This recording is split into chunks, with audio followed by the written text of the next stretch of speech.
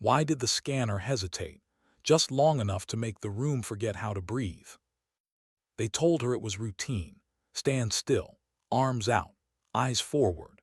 Contractors pass through this gate every day, carrying toolkits in silence, leaving behind clean floors and fixed systems no one remembered to thank. She wore the uniform of someone meant to blend into concrete and dust. A maintenance jumpsuit 3 sizes too big, boots scarred by miles that never showed up on any map. Her hair was pulled back without care, like she didn't expect to be seen long enough for it to matter. The scanner buzzed once. A guard tapped the screen. Glitches happened, machines forgot, people forgot more easily. She didn't shift her weight, didn't sigh. When they asked her to remove her jacket, she paused just a fraction too long. Not fear, something heavier. The fabric slid from her shoulders and the fluorescent lights caught a pale, deliberate line of scar tissue running across her upper back. Not jagged, not random, clean, intentional, as if someone had once tried to write something into her spine. The scanner screamed. Call sign, Echo Viper 13, REACTIVATD. Everything stopped. No one reached for cuffs. No one raised a weapon. The silence wasn't protocol, it was confusion. Someone whispered that it couldn't be real. Echo Viper had been shut down 8 years ago after Operation Hollow Trace. According to every record, no one made it out. The unit had been dissolved, the files buried, the name reduced to rumor and jokes told by recruits who didn't know better. But the system remembered. A senior officer stepped forward, Colonel Elias Creed. His rank carried weight, but his expression carried something else. Recognition, maybe, or regret. He looked from the screen to the scar to her face. "You shouldn't be here," he said. There was no anger in his voice, just something colder. She met his eyes for the first time. "I never left." Her voice was low, worn thin by time and things that don't make it into reports, older than her file suggested. Creed's jaw tightened. He remembered that call sign, remembered the briefing room where the air felt wrong from the start, remembered the last satellite feed, the way it went dark without drama, like a light being turned off in an empty house. Nina Traz, support specialist, non-combatant, first evac on paper. But paper lies. They didn't arrest her. Not exactly. She was escorted into a side building near the gate. No cuffs. No shouting. Just the quiet that settles when no one knows what the rules are anymore. Inside, the scanner's display followed them, still blinking like a wound that wouldn't close. Decommissioned status, KIA, body not recovered. Creed stood with his arms folded, knuckles white. "You know that line was erased," he said softly. "I didn't write it," she replied, not defiant, tired. A tech pulled up personnel records. No ID, no assignment, no contractor tag. According to the system, she didn't exist, except the machine had recognized her when no human had. Creed stepped closer. "I remember your name on the evac list," he said. "I remember it being crossed out."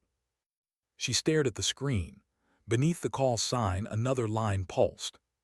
"Survivorship confirmed by DNA residue. Origin grid, 9C. "So it's still there," she murmured, "even after all this time." Creed's face darkened. Grid 9C had never been cleared. No one wanted to see what was left.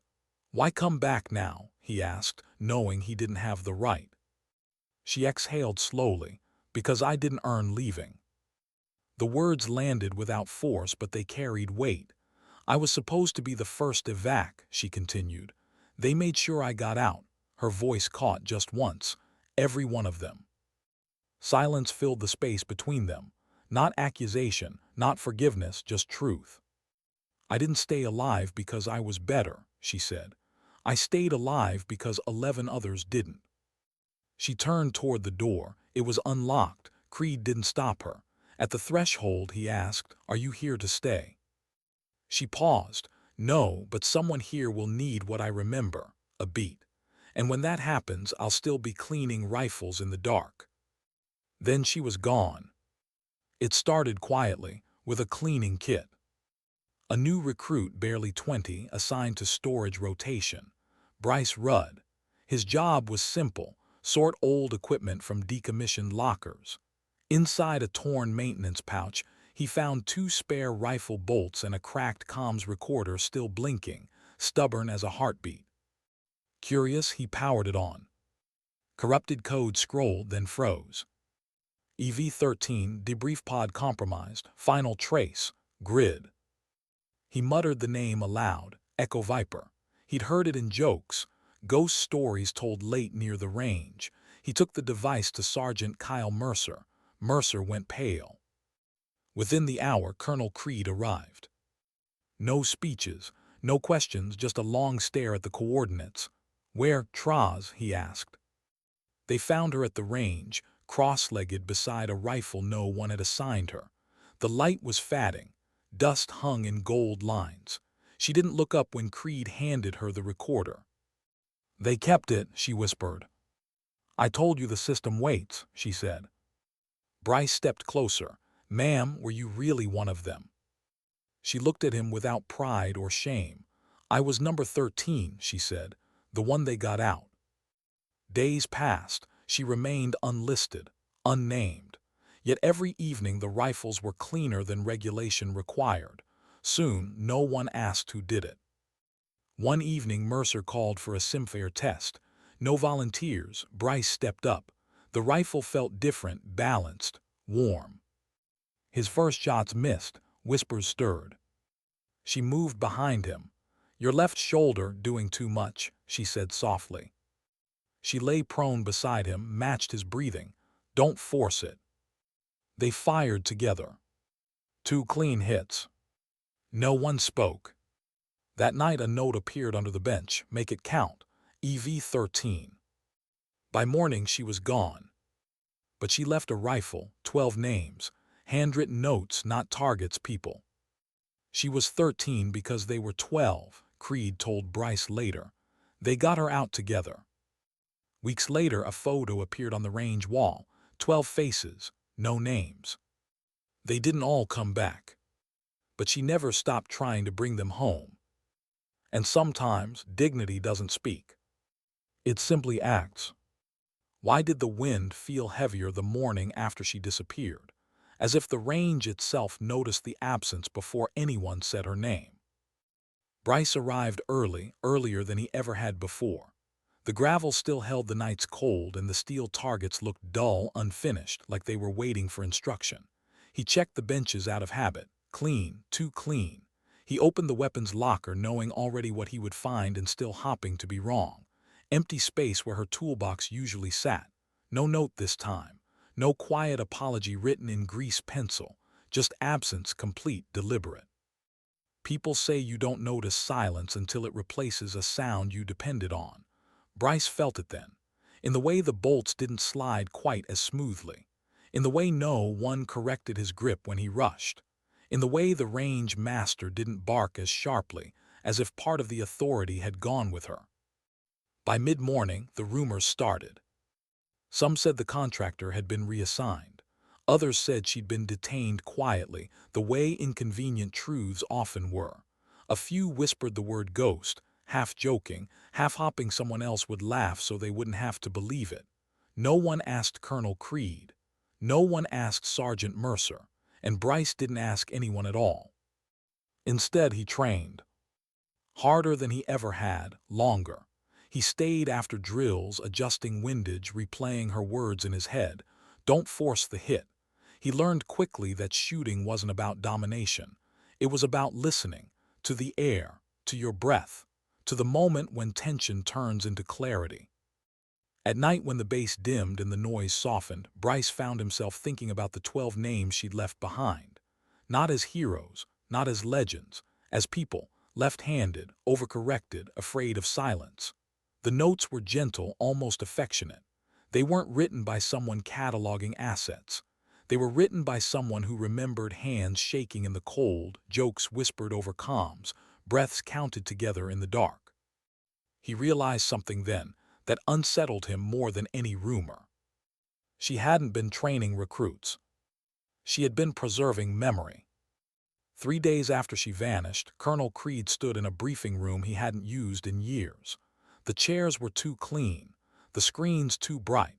He hated how modern everything looked when he still remembered it in grainy feeds and static-filled audio. A handful of senior staff waited, uncertain why they'd been called. Creed didn't sit.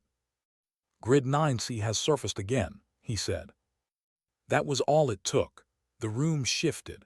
Someone swallowed. Another officer leaned back as if distance could help. Grid 9C was a scar on the operational map, a place referenced only in closed rooms, if at all. An unfinished sentence everyone pretended ended neatly. Echo Viper was declared lost, one officer said carefully. The file is sealed. Creed nodded. Sealed doesn't mean resolved. He didn't mention Nina Traz by name. He didn't have to. The system had already whispered it to the right people. A recorder appearing where it shouldn't. DNA residue flagged after 8 years of silence. Ghosts didn't stay buried when the ground remembered them. "What are you proposing?" someone asked. Creed paused. He thought of the scar, the way she'd said I didn't earn leaving. "A recon," he said. "Not a recovery, not yet, we verify." "And if we find something," another voice pressed. Creed's answer was quiet. "Then we decide what we owe the dead." While command debated, the range kept moving. Training cycles don't stop for unresolved guilt. Bryce noticed small changes. Instructors lingered longer behind shooters. Corrections became softer, more precise. Someone taped a wind chart to the wall, one that hadn't been there before. Another added a handwritten line beneath it. "Listen first." No one signed it. Late one evening, Bryce found Sergeant Mercer alone, wiping down the same rifle for the third time. "She ever talk about Hollow Trace?" Bryce asked. Mercer didn't look up, only once. "What did she say?" "That it wasn't a failure," Mercer replied. "It was a choice." Bryce waited. Silence had taught him patience. "They were supposed to pull back," Mercer continued. "Intel shifted. Risk went up. Command hesitated. She was support comms, overwatch, logistics, not meant to stay." He finally met Bryce's eyes. "She stayed because someone had to keep the line open. Someone had to remember who was where when everything went wrong." "And the others?" Bryce asked. Mercer's jaw tightened. "They held so she could transmit. They bought her time. She never believed she deserved that time." That night Bryce dreamed of wind he couldn't see and voices he couldn't answer. He woke before dawn, heart racing, with a strange certainty settling into his bones. Some stories don't end. They wait. The recon team lifted out 2 days later under the cover of routine training operations. No fanfare. No speeches. Creed watched from the tarmac, hands clasped behind his back, face unreadable. He hadn't gone himself. Rank didn't give him the right. Responsibility didn't grant absolution. Grid 9C greeted them with quiet devastation. Terrain scarred but not dramatic. No smoking wreckage. No cinematic ruin. Just subtle wrongness. A slope that shouldn't have collapsed. Trees bent inward like witnesses leaning closer. The kind of place that absorbed sound instead of reflecting it. They found the pod remains half buried, just where the recorder said it would be. The exterior was torn open from the inside. "That's not impact damage," one operator muttered. "That's exit."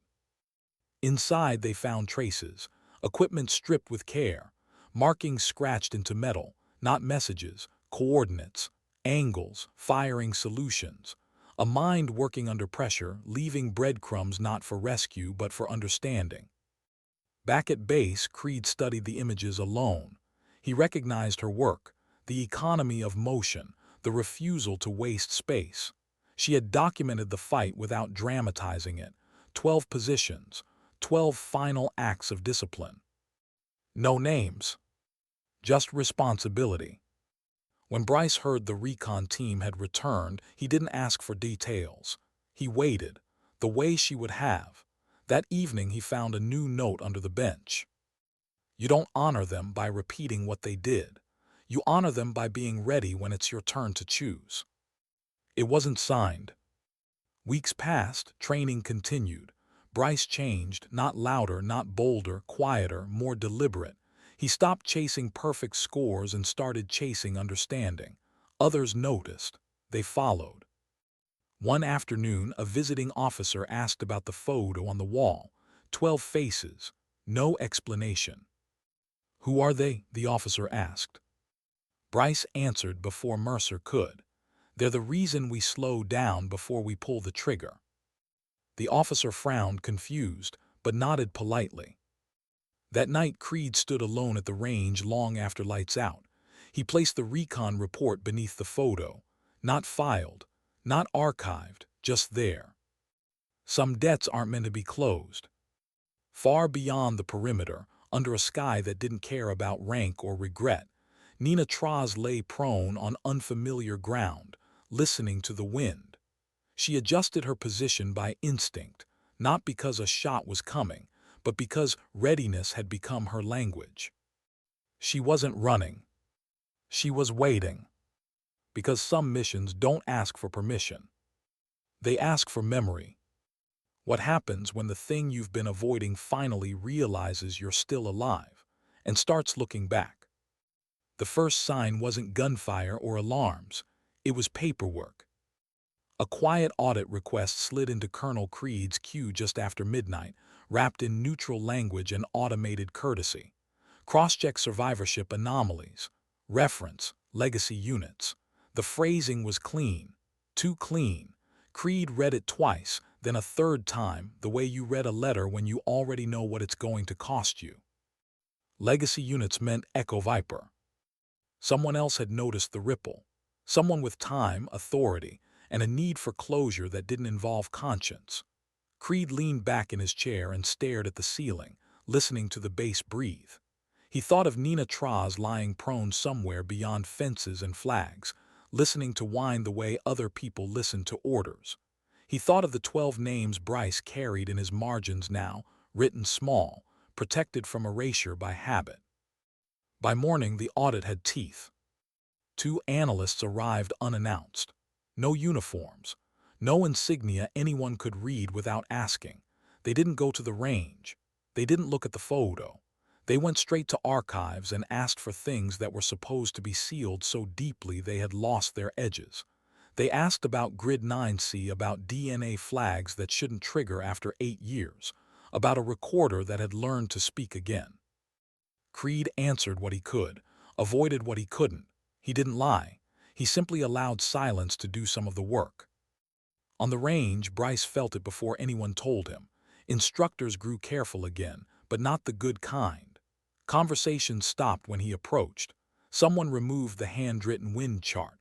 Another peeled the photo from the wall and set it gently on a shelf, as if tidying could protect it. Bryce stood there longer than he should have, holding the frame, feeling something settle in his chest. They were trying to put it back where it belonged. He took the photo down to the benches that evening and cleaned around it, propping it against the concrete like it was part of the equipment. When he finished, he left it there, unhidden, unexplained. That night, he dreamed of coordinates written on skin. Nina moved at dawn. She always did, not because morning was safer, but because it was honest. Light revealed what night pretended not to. She packed light. She always had. The rifle she carried now wasn't the one she'd left behind. This one had no history anyone else could trace. She paused on a ridge and looked back once, not at the base, but at the direction of it, at the idea of it. She felt the tug of something unresolved and didn't fight it. Memory didn't care about distance. Her calm stayed dark. She preferred it that way. Signals were promises. She wasn't ready to make any. Instead, she listened. Whined through brush. The distant cough of engines that didn't belong to her. Patterns were easier than people. Patterns didn't ask why you survived. By midday, she reached an old overlook, natural cover, long sightlines. She lay prone and glassed the valley below. Movement where there shouldn't be. Too careful. Too slow. Recon, but not hers. She felt the familiar tightening behind her eyes, the sense that a loop had closed. They were coming back to Grid 9C. Back at base, Creed's patience ran out. He called Bryce into his office, closed the door, and didn't bother with rank. They're reopening it, he said. Officially. Bryce nodded. For what? For answers they don't intend to like, Creed said. He studied the young man across from him. The way his posture had changed. Quieter, centered. You've been learning from her, he said. Bryce didn't deny it. She didn't teach, he replied. She showed. Creed exhaled. They'll want to talk to you. About what? About ghosts, Creed said, and what we do when they don't stay quiet. The first team deployed under review authority, clean mandate, sharp edges. They didn't know Nina Traz was alive. Not officially. They were there to confirm finality, to put punctuation where there had been ellipses. Creed signed off because refusing would have been louder. He sent one message before the birds lifted. If you're listening, they're walking back into it. Be careful. He didn't know if she'd ever hear it. She did. The signal brushed her like static, faint but unmistakable. She didn't respond. She didn't need to. She shifted position, marked angles, breathed out. The valley below had changed since last time. New growth. Old scars softened. But some lines stayed. Some truths didn't erode. She watched the team enter the grid, counted steps, counted pauses.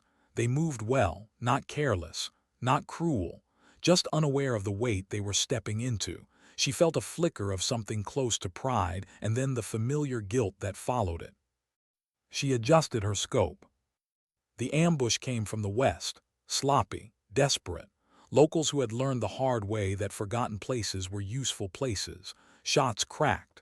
The recon team scattered, disciplined but surprised. Nina tracked the movement, heart steady, mind precise. She didn't fire immediately. She waited until the moment mattered. One shot, clean, not lethal, disabling. The second followed, then a third, controlled, purposeful. She wasn't clearing a field. She was opening space, giving the team room to breathe. Over comms, confusion spiked. We've got Overwatch, someone shouted. No friendly assets in sector, another replied. Nina fired again. This one was different. A warning shot placed where it couldn't be mistaken. The message was, I'm here to save you. It was, you're not alone. The attackers broke. The valley settled. The recon team regrouped, shaken but intact. They scanned ridgelines, searching for a shape that refused to be found. Nina was already gone, rolling away from her position, dissolving into terrain the way she always had. Back at base, the report came in fragments. Unknown Overwatch, precision fire, no visual confirmation. Creed read between the lines and closed his eyes. They're going to hunt that, one analyst said later. We can't have unauthorized assets operating. Creed met his gaze. Then maybe we should ask why they were needed. The analyst didn't answer.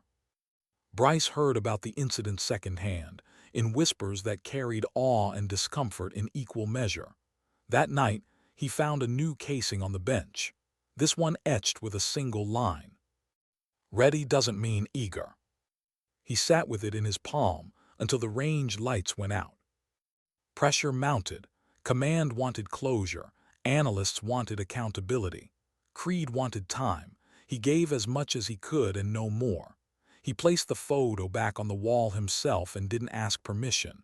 When questioned, he said only, "It's training material." Nina watched the base from afar one last time. Not close enough to be seen, close enough to feel the pull. She thought of Bryce, of the way he listened, of the 12 who had held the line so she could carry their names forward. She felt the old fracture inside her shift, not heal but align. She wasn't done. She moved before dawn, heading not away but around, toward the places that still whispered, toward the edges where systems forgot and people paid the price. She would keep doing what she had always done, cleaning paths, steadying wind, leaving room for others to choose well. Somewhere behind her, a young soldier rewrote his notes again, this time adding a line at the top of the page. Listen, then act. And somewhere between what was buried and what refused to stay quiet, Echo Viper 13 remained exactly what she had always been. Not a legend, A responsibility. Why does guilt grow louder the longer you pretend it's finished? The call came in the middle of the night, the kind that doesn't ring but waits, sitting heavy in the system until someone finally acknowledges it. Colonel Creed stared at the alert on his terminal without opening it, already knowing what it would say. The recon team's report had circulated faster than expected. Unknown overwatch. Precision intervention. No friendly ID. No casualties. The words sounded clean, but the implication was anything but. Someone had acted without permission. Someone with skill. Someone who knew the ground like memory. And now the machine wanted a name. Creed opened the message. A task force had been authorized. Small. Quiet. Officially, it existed to secure legacy sites. Unofficially, it was there to close a wound by cauterizing whatever still moved inside it. He read the roster and felt his jaw tighten. Good operators, disciplined, people who believed in orders because belief made the weight manageable. They would do what they were told. At the range the next morning, Bryce sensed the shift before anyone spoke. The air had changed again, tightening like a held breath. Training schedules were adjusted. Certain lanes were closed for maintenance. Two unfamiliar officers watched drills without comment, their eyes not on targets but on habits, on who slowed down, on who listened too closely. Bryce kept his head down, not out of fear, out of respect for the pattern he'd learned. Don't draw attention unless it serves a purpose. He focused on fundamentals, on breathing, on the way tension traveled through his body when he rushed. He noticed who else had changed. A handful of recruits lingered after drills now, cleaning not because they were told to, but because it felt wrong not to. Memory was contagious when treated carefully. That evening, Sergeant Mercer pulled Bryce aside. "You need to be careful," he said quietly. "With what?" Bryce asked. "With knowing," Mercer replied. Bryce nodded. He already understood. Knowing didn't protect you, it obligated you.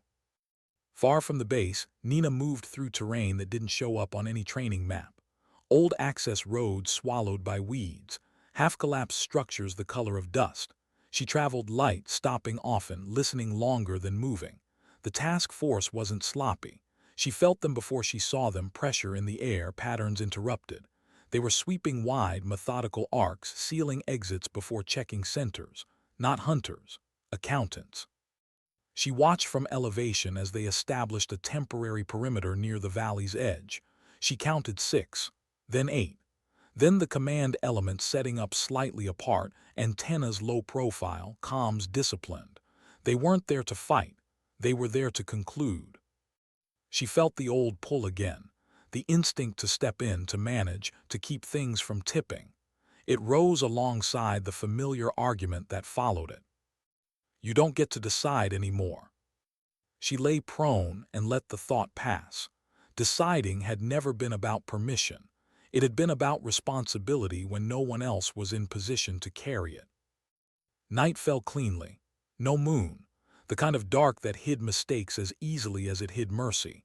Nina shifted, crawling back from the ridge. She moved to where the ground sloped gently, where sound traveled poorly. She placed a small marker, not a trap, not a weapon, a sign, something that would make a careful operator stop and think. Someone did. A point man froze, hand raised. The line halted, quiet discussion, thermal sweep, nothing. Nina waited. Patience wasn't passive, it was active restraint. They bypassed the marker and continued, tighter now, more alert. She smiled despite herself. Good. They were learning even if they didn't know from whom. Back at base, Creed watched the feeds with a stillness that bordered on prayer. He wasn't supposed to be looped in. He had insisted anyway. The footage showed nothing definitive, just pauses, adjustments, decisions that didn't line up with the models. He recognized the fingerprints of someone shaping events without appearing in them. An analyst leaned over his shoulder. "This feels intentional," she said. Creed nodded. "It is." "Whoever it is," she continued, "they're managing us." Creed didn't correct her. In the field, the task force reached the pod remains by early morning. The light revealed what night had softened. Scratched metal, coordinates etched with care. The lead operator crouched, tracing the marks with a gloved finger. "This wasn't panic," he said. "This was methodical." Another operator scanned the perimeter. "Feels like we're late," she murmured. They were. Nina had already been there, already taken what she needed, not equipment, not proof, understanding. She watched from a distance as they catalogued, photographed, boxed fragments of a story that refused to fit neatly. She felt the weight of watching others touch the place where her team had made their last choices. The air tightened in her chest. For a moment, she considered leaving entirely, vanishing beyond reach, letting the machine grind itself quiet again. Then she saw it. One of the operators had found a casing half buried in the dirt. He held it up, puzzled. Etched into the brass was a number. 12. Nina's breath caught. She hadn't left that one, which meant someone else had been here since. The loop was widening. She withdrew carefully, leaving no trace of her position. By the time the task force realized something was wrong, it wasn't danger they felt. It was incompleteness, like a sentence ending too early. The report back to base was inconclusive. Again, no hostile contact, evidence of prior presence, possible third-party intervention, recommendations escalated. Creed read it and closed the file without comment. He walked to the range instead. The photo was still there, 12 faces. He stood in front of it longer than necessary. Bryce joined him, uncertain. "Sir." Creed didn't turn. "Do you know why some units never get deactivated?" he asked. Bryce shook his head. "Because the conditions that created them don't go away," Creed said. "They just change addresses." Bryce thought of the casing, of the notes, of the way responsibility traveled quietly from one set of hands to another. "What happens now?" he asked. Creed finally looked at him. "Now," he said, "we decide whether we pretend this is a problem or accept that it's a lesson." The task force returned without ceremony. Debriefs were tense. Questions circled but didn't land. The analysts wanted firmer answers. Command wanted closure. What they got instead was discomfort. Nina watched from a ridge as the last aircraft lifted out. She waited until the sound faded completely. Only then did she allow herself to sit. The ground was cold. She welcomed it. She took out a small notebook, old, weathered, nearly full. She added one line beneath the others.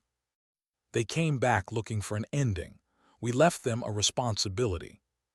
She closed the notebook and rested her hands on it, feeling the ache settle where it always did when she stopped moving. She didn't mistake it for healing. Healing implied return. She wasn't returning. She was continuing. At the base, Bryce stayed late again. He cleaned a rifle that was already clean, then another. He taped a new note beneath the bench, unsure who would read it.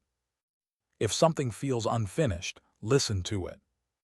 No signature. Somewhere between audits and after-action reports, between ridgelines and quiet ranges, the story refused to resolve. Not because it wanted attention, but because it carried weight. And weight, once lifted, doesn't disappear. It waits for the next set of hands willing to hold it steady. Why does the past only demand answers when you finally learn how to listen? The first mistake was thinking the pressure would ease once the task force left. It didn't. It shifted. Quiet problems don't vanish. They change posture. At headquarters, files began moving that hadn't moved in years. Not opened, moved. Redirected. Copied. Echo Viper stopped being a rumor again and became a reference point, a phrase spoken carefully in hallways where voices learned to lower themselves. Colonel Creed felt it in meetings where eyes lingered a fraction longer than before, in questions that pretended to be neutral but weren't. "Why now?" they asked without saying it. "Why does this keep resurfacing under your watch?" Creed answered with restraint. He had learned long ago that urgency scared people more than uncertainty. He let the discomfort sit, let it teach. At the range, Bryce felt something else. A tightening that wasn't fear, responsibility settling deeper. He stopped counting hours, Training wasn't something he did anymore, it was how he organized his thinking. He noticed patterns others missed, how shooters compensated too early, how some flinched not from recoil but from expectation. He didn't correct loudly. He waited until the moment mattered. One evening, a recruit missed 3 shots in a row and swore under his breath. Bryce didn't step in immediately. He watched the kid reset, rush again, miss again. Only then did Bryce move. "Pause," he said quietly. The recruit looked embarrassed. "I know what I'm doing wrong," he said. Bryce nodded. "Then why are you doing it faster?" The kid blinked, slowed, breathed. The next shot landed clean. Bryce didn't smile. He felt the echo of a lesson he hadn't earned the right to teach yet, but was carrying anyway. Elsewhere, Nina followed the edges of another problem forming. Not grid, not the base. Something newer. Something borrowing old methods with none of the restraint. She picked it up the way she always did, not through briefings or intel drops but through pattern. Displaced locals. Routes suddenly too quiet. Movements that suggested planning without patience. She watched from a distance for days before intervening. She always did, jumping in too early created noise, waiting too long created casualties. The balance lived in the space between.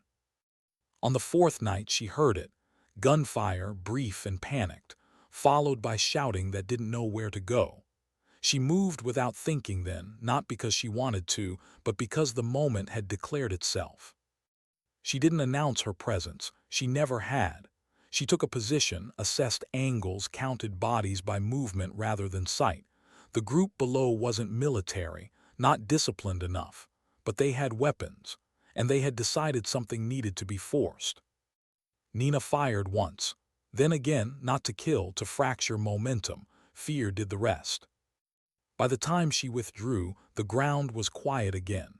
She left nothing behind except space where panic had been. She didn't stay to watch the aftermath. She never did. Consequences belonged to those who chose badly. Her job was to make sure someone else had the chance to choose better next time. Later, alone, she felt the tremor in her hands she never allowed herself to acknowledge in the moment. She let it pass. It always did. Back at base, the request came down without warning. Voluntary advisory placement, training support, temporary. Creed read it twice. Bryce read it once and understood immediately. They wanted to formalize what was already happening, to name it, to control it. "They'll put you on a list," Creed said quietly. Bryce nodded. "I know." "And lists get audited," Creed continued. Bryce met his eyes. "So do ghosts." Creed almost smiled. The advisory role wasn't glamorous. No title that meant anything outside a narrow circle. Bryce wasn't teaching tactics. He was observing habits, writing notes no one asked for but everyone eventually read. He noticed how quickly people adapted when they felt respected instead of judged. He noticed how rarely official doctrine accounted for hesitation, and how often hesitation saved lives. He wrote one sentence at the top of every page. "Slow is not weak." The word spread quietly. Nina felt the shift from afar, not directly, but in the way the world answered her differently. Fewer reckless moves, more pauses. She recognized the sensation the way you recognize a voice you haven't heard in years, changed but familiar. She didn't allow herself to think of Bryce often. Attachment blurred judgment. Still, sometimes, when the wind settled just right, she wondered if he was listening as well as he seemed to. The answer came sooner than she expected. She found the casing at dawn, placed where it couldn't be missed if you knew what to look for. Brass, clean, etched with a single word. "Still." She knelt, fingers closing around it. Not a trap, not a signal meant to draw her in. A check-in, a question disguised as a statement. She exhaled. She left her reply 2 ridgelines away, hidden in plain sight. Another casing, another word. "Always." At base, Bryce felt something loosen in his chest he hadn't realized was tight. He didn't tell anyone. He didn't need to. He folded the moment into his work the way he'd learned, without ceremony. Pressure from command didn't stop. It never does. But it changed tone. The audit softened. The questions became less accusatory, more curious. Someone somewhere had realized that trying to shut this down entirely would cost more than it saved. Creed used that opening carefully. He reframed Echo Viper not as a failure but as an unfinished study. Not a liability, but a lesson still teaching itself. Some outcomes don't belong to us, he said in one closed meeting. They belong to the people who learned how to survive them. No one argued. Silence did the work again. Nina watched a sunrise from a place she hadn't planned to be, warmth creeping slowly over cold stone. She felt tired in a way that wasn't exhaustion, a deeper fatigue, the kind that comes from carrying weight correctly for too long. She thought of the 12, of how they joked on comms when things went bad, not because they were brave, but because humor made fear manageable. She thought of the scar on her back, the one the machine recognized when people didn't. She hadn't earned leaving once, but she had earned continuing. At the range that night, Bryce stood alone after everyone else had gone. He cleaned one rifle, then another. He didn't rush. He didn't linger either. When he finished, he left the bench as he'd found it, ready. Before turning off the lights, he taped one final note beneath the edge, small enough that only someone looking would see it. "If you're still here, so are we." He didn't sign it. Somewhere beyond fences and paperwork, Nina moved again, steady and deliberate, not toward an ending, but toward the next place that needed room to breathe. Because redemption isn't loud. It's consistent. And sometimes, the strongest proof that something mattered is that it keeps shaping people long after it's gone quiet. Why does the end only arrive when you finally stop trying to escape what you've carried? The message came without words. No coordinates, no warning, just a system ripple brief contained, the kind that only appeared if you knew how to watch for it. Colonel Creed saw it late, long after the base had settled into its low hum. He didn't call anyone, didn't log it. He closed his eyes and let the silence speak. Echo Viper had moved again. Not toward danger, toward closure.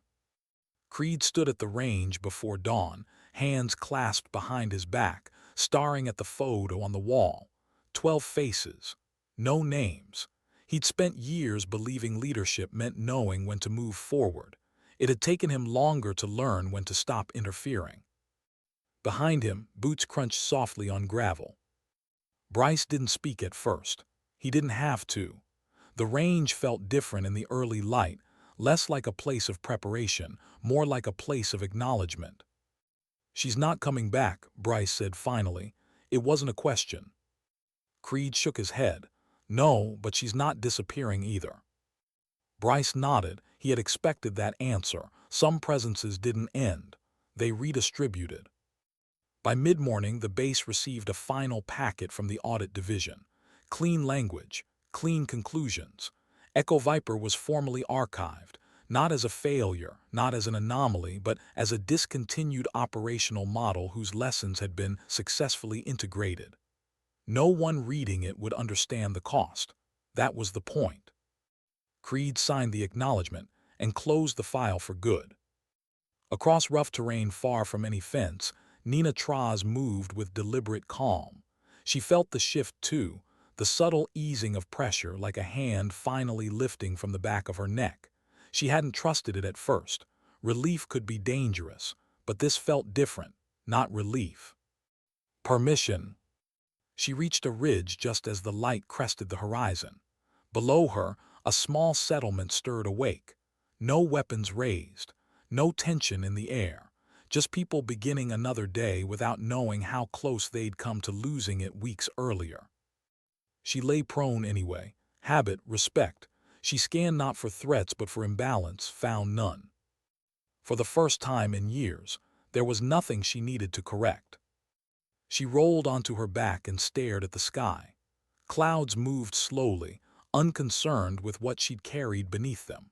Her breath fogged briefly in the cold, then vanished.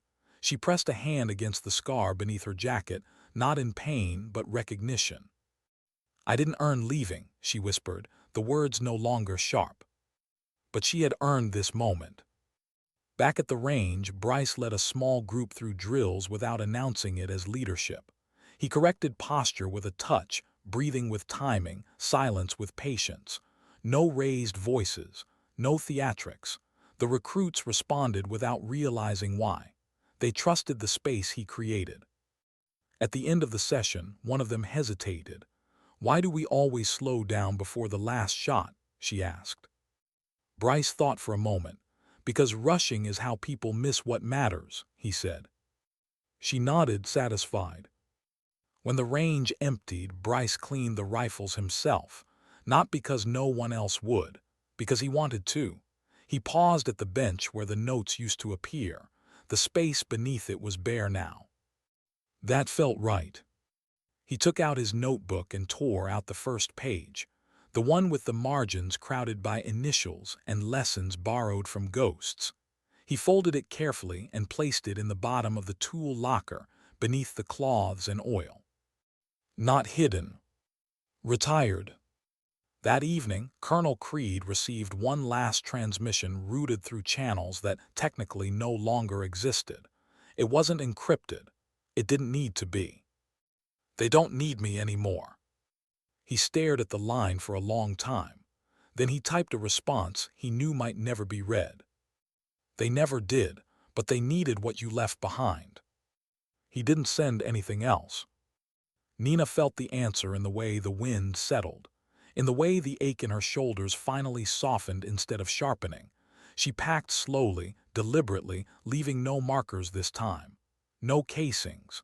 No words etched into brass. Some conversations didn't need proof. She turned away from the ridge and walked toward terrain that hadn't learned her name yet. Not because she was needed there, but because it was time to choose something that wasn't defined by loss. She would still listen, still act when necessary, but the weight she carried had shifted from penance to purpose. At the base, the photo came down quietly, not erased, stored. The wall felt strange without it, but not empty. Mercer watched Bryce adjust a recruit's stance and said nothing. Creed passed the range once more before leaving for the night and allowed himself a small, private breath. Things had changed. Not because a hero returned, but because someone had taught others how to stand steady without her. Far away, under a sky growing dark again, Nina Traz paused and looked up. Stars emerged one by one, indifferent and constant. She felt smaller beneath them than she had in years, and stronger for it. She hadn't been a legend. She hadn't wanted to be remembered.